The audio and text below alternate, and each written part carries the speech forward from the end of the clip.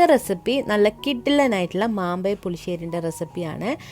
പലർക്കും അറിയുന്ന ഒരു ഐറ്റം തന്നെയായിരിക്കും. എന്നാലും എൻ്റേതായിട്ടുള്ള രീതിയിൽ എങ്ങനെയാണ് തയ്യാറാക്കിയെടുക്കുന്നത് നോക്കാം. നല്ല ഈസി ആയിട്ട് ചെയ്തെടുക്കാൻ പറ്റുന്ന ഒരു റെസിപ്പിയാണ്. അപ്പോൾ നമുക്ക് വീഡിയോയിലോട്ടേക്ക് പോകാം. അപ്പോൾ അതിന് വേണ്ടിയിട്ട് ഞാനിവിടെ ഒരു 3 മാങ്ങ എടുത്തിട്ടുണ്ട്. അത്യാവശ്യം നല്ല പഴുത്ത മാങ്ങയാണ് കേട്ടോ. ഇതിൻ്റെ തൊലിയൊക്കെ കളഞ്ഞെടുത്തതിന് ശേഷം നമുക്കിതാ ഇതുപോലത്തെ ഒരു ചട്ടിയിൽ അങ്ങിട്ട് കൊടുക്കാം. ഇതിലേക്ക് നമുക്ക് കുറച്ച് കറിവേപ്പില, അതുപോലെ ഒരു 2-3 പച്ചമുളക്, ഒരു 1/4 ടീസ്പൂൺ മുളക് പൊടി, ഒരു 1/4 ടീസ്പൂൺ മഞ്ഞൾപ്പൊടി, ആവശ്യത്തിന് ഉപ്പും, അതുപോലെ തന്നെ ഇത് മുങ്ങി നിൽക്കാൻ പാകത്തിന് വെള്ളം ഒഴിച്ചു കൊടുക്കാം.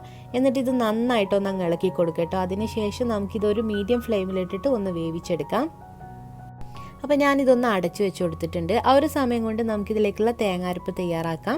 1 കപ്പ് തേങ്ങ, ഒരു 1/2 ടീസ്പൂൺ നല്ല ജീരകം, ഒരു അല്ലി വെളുത്തുള്ളിയും കുറച്ച് വെള്ളം ഒഴിച്ചിട്ട് നമുക്കിതൊന്ന് അരച്ചെടുക്കാം. അപ്പോൾ ഇപ്പം നമ്മുടെ മാങ്ങയൊക്കെ നന്നായിട്ട് വെന്ത് വന്നിട്ടുണ്ട്. ഇനി നമുക്കിതൊന്നും ഒരു കയ്യിൽ വെച്ചിട്ട് ഇതുപോലെ ഒന്ന് അങ്ങ് ഉടച്ചു കൊടുക്കുക കേട്ടോ. അതിനുശേഷം നമ്മുടെ ആ ഒരു തേങ്ങ അരിപ്പുണ്ടല്ലോ, നേരത്തെ അരച്ച് വെച്ചിട്ടുള്ള അത് ഇതിലേക്ക് ഒഴിച്ചു കൊടുക്കാം. ഈ മിക്സിയുടെ ജാറിലേക്ക് കുറച്ചും കൂടെ വെള്ളം ഒഴിച്ചു കൊടുക്കുന്നുണ്ട് കേട്ടോ. ഒന്ന് നന്നായിട്ട് അങ്ങ് ഇളക്കി കൊടുക്കാം. ഇതേ സമയം തന്നെ നമുക്കിതിലേക്ക് തൈര് ഒഴിച്ചു കൊടുക്കണം. ഞാനിവിടെ 1 കപ്പ് തൈര് ഒന്ന് മിക്സിയിലൊന്ന് അടിച്ചെടുത്താണ് കേട്ടോ. അതും ഇതിലേക്ക് അങ്ങ് ഒഴിച്ചു കൊടുക്കാം. പിന്നെ തൈര് അടിച്ചെടുക്കുന്ന സമയത്ത് നമ്മൾ വെള്ളമൊന്നും ഒഴിച്ചു കൊടുക്കരുത് കേട്ടോ. തൈരായിട്ട് തന്നെ ഒന്ന് ജസ്റ്റ് ഒന്ന് അടിച്ചെടുത്തിട്ട് ഇതിലേക്ക് ഒഴിച്ചു കൊടുത്താൽ മതി. അതുപോലെ തന്നെ നമ്മളിത് നല്ല പുളിയുള്ള തൈരാണെന്നുണ്ടെങ്കിൽ ഒരു 3/4 കപ്പ് ആ ഒരു അളവിൽ ഒഴിച്ചു കൊടുക്കുക. പിന്നെ ഇതെല്ലാം കൂടെ ഒഴിച്ചു കൊടുത്തതിന് ശേഷം നന്നായിട്ടൊന്ന് അങ്ങ് ഇളക്കി കൊടുക്കാം. ചെറുതായിട്ട് ചൂടായി വരുന്ന സമയത്ത് നമുക്ക് ഫ്ലെയിം ഓഫ് ചെയ്തെടുക്കാം. ഒത്തിരി അങ്ങോട്ട് തിളപ്പിച്ചെടുക്കരുത്. ഇത് തേങ്ങ അരിപ്പെല്ലാം ചേർത്ത് കൊടുത്തോണ്ട് തന്നെ നമ്മളിത് ഓഫ് ചെയ്ത് കഴിഞ്ഞ് കഴിഞ്ഞാൽ ഇത് കുറുകി വരും കറി.